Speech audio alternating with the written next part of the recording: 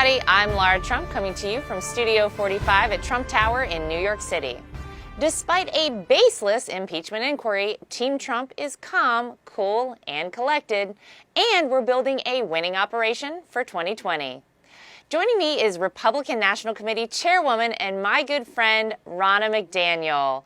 Ronna, welcome back. So good to be here. You look amazing. Oh, thank you. I can't believe you just had a baby. All women across the country are jealous. Well, I'm just trying to keep up with moms of multiple kids out there, as we all know. You're doing great. It's a little hectic. Something else that has been hectic and crazy is the Democrat Party. Nancy Pelosi recently announced that there would be an impeachment inquiry against the president. You issued a statement. Tell us a little bit about what you said.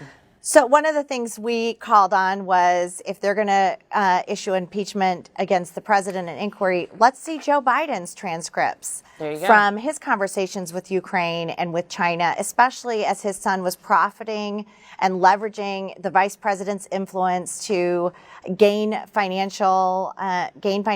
So we're saying, you know what, Joe? Why don't you let us know what you were doing? The president is being transparent. He's released the transcript. He has nothing to hide. But I do think we have to look at the leading vice presidential candidate or presidential candidate on the Democrat side right now and get to the bottom of what he did. Well, and you've commented about quid pro Joe, as some call him. This Ukraine story, though, is really bad for him. It's not going to look good for him. How do you think this could impact things for him from the Democrats' standpoint? He is still the front runner to be their nominee for president. What do you think about this? I think everyone should pay attention to this. I mean, he is on camera bragging that he went to Ukraine. He said, I will withhold $1 billion from our country unless you fire a prosecutor that happened to be prosecuting a company that his son sat on the board of. Yeah. His son made $3 million from that company despite having no knowledge of that industry or Ukraine. So It really is terrible what happened. We need to get to the bottom of it. There's true corruption that happened in the Obama administration. Democrats right now aren't taking the bait, but I think they're going to have a reckoning because if he becomes their nominee, the American people do not like seeing politicians leverage their influence for financial gain for their family members. Right. No, absolutely. So changing gears just a little bit, we are heading into a big election year. We have seen some record fundraising numbers at the RNC, at the campaign. Tell me about why this is so important and really what it says out there as we look forward to an election year. Well, first of all, the support and the enthusiasm for President Trump is through the roof. Yeah. And that's what it says. I mean, he is the #1 fundraiser.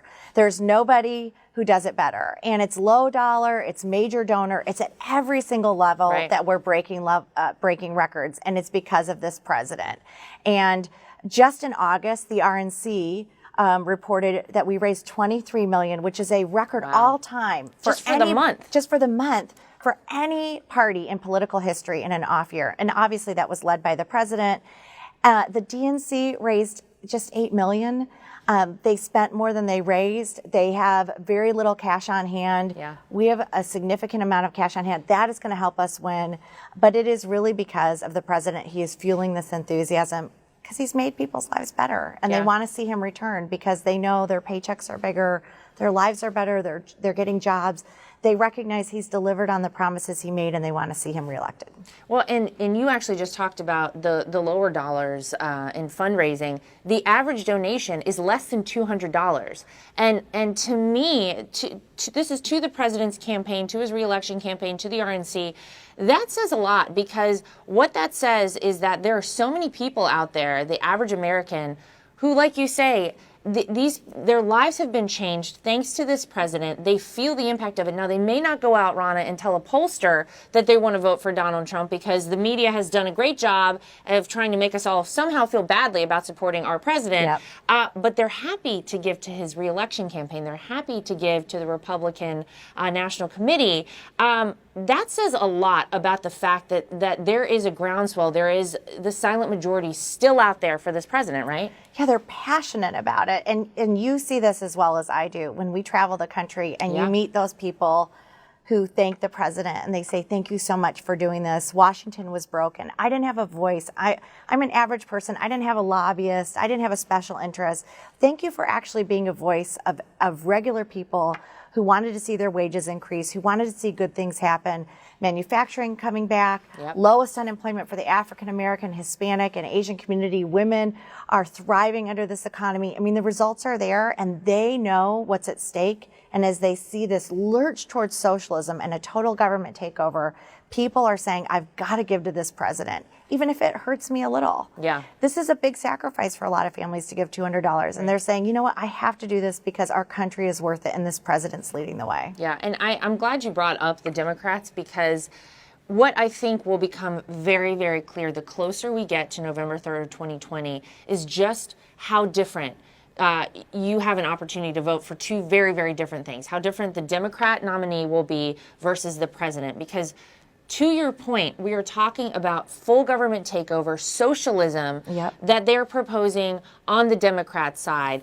$93 trillion for the Green New Deal, things that I don't think the average American can get behind, versus the incredible prosperity and success that so many see under this president. So as we look forward to voting day, I think there will be a very clear choice for people out there. Absolutely. When it comes to this president. But I always think it's so interesting because people do feel like that this is a man who's finally stood up for them.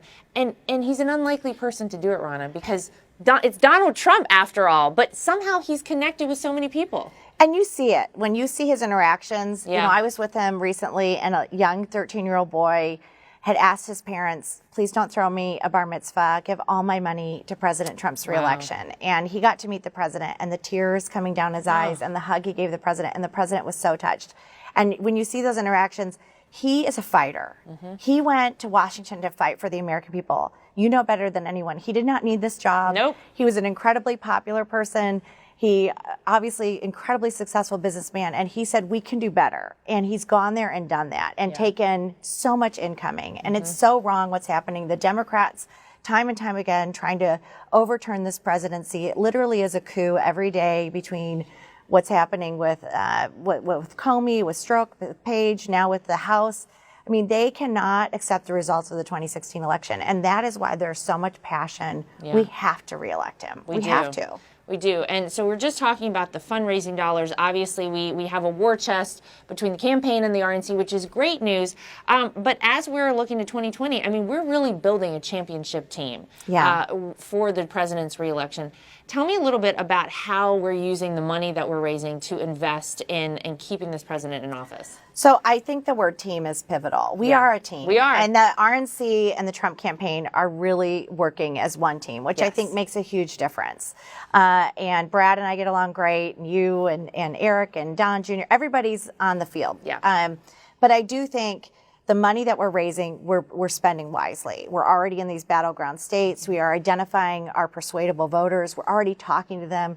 North Carolina 9 for Dan Bishop was a perfect example. We put a ground game in place from the RNC that knocked every person's door 4 times in that district that we thought were likely voters. I mean, that is a massive ground game. Then you have the president coming in and doing a rally where our data told him to go, and we see massive results in 2 counties that had previously gone more heavily for Democrats. So in conjunction with all that we're doing with our data operation, the fundraising, the ground game, registering voters, getting ready for 2020, we're in the best shape we've ever been, and we have the best person to lead our team in President Trump. So, Ronna, obviously there are so many people in this country that love the president, that are excited to get him reelected. If people want to volunteer, if they want to donate, where do they go? Go to donaldjtrump.com. You need to do that. And then also text Trump to 88022. We need you engaged. We have a media that's totally against us. We have a Democrat Party that's against us. Don't let the record fundraising fool you. It's all hands on deck. We have to reelect this president, and it's going to be done through the grassroots and the help of all the people out there watching who get engaged. Text 88022 and go to donaldjtrump.com. That's right. Well, as we look forward to the election, I always go back to 2016 and even 2015, when as a family, none of us had any previous political experience. The campaign looks very different this time around. As you're saying, everything is very streamlined. We feel very prepared as we head into an election year. And it's thanks a lot to your team as well, Ronna. And the RNC and the campaign, we work hand in hand. We really are one team.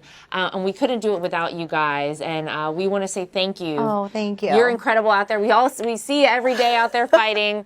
Thank you for what you do. And thank you for being with us today. Thank you so much. And thank you. You're the best family. I wish everybody knew you guys. Aww. You're so down to earth and nice and kind, and we're just so lucky, and I'm so sorry for all that you have to take, but the love out there for your family and for this president, thank you. It really does buoy this campaign, the RNC, and it's going to make sure that we reelect him because we need him. You got that right. 4 more years. 4 more years. The Democrats' impeachment inquiry is yet the latest act of presidential harassment. But while they chase after yet another hoax, Team Trump is busy building the best campaign operation in history. That's the real news for today. I'm Laura Trump from Studio 45 at Trump Tower in New York City. Thanks for joining us, everybody.